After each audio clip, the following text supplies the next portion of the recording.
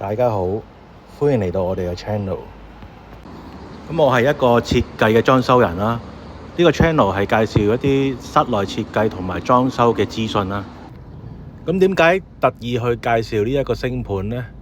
咁呢個星盤呢，我幫客人裝咗幾個呢，都讚不絕口。主要嘅因素就因為佢夠大啦。咁另外呢，佢有啲不鏽鋼嘅壓紋喺上邊呢，令到個星盤整花嘅程度呢都會減低嘅。咁呢個星盤嘅設計呢，係起源於日本啦。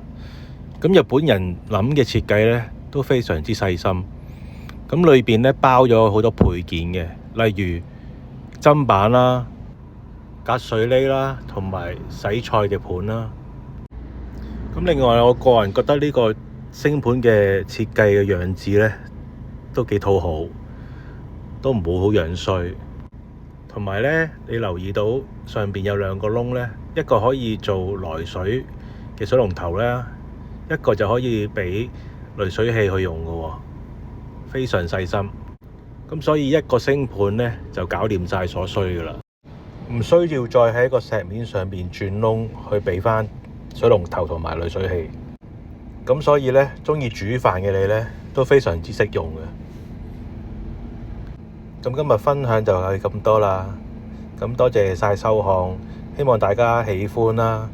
如果你哋想知道有關嘅資訊呢，你都可以留言俾我喺下低，我會再覆你哋啦。如果方便嘅話，喜歡嘅話，可以留言、share 同埋撳返個鐘仔。多謝支持，Thank you。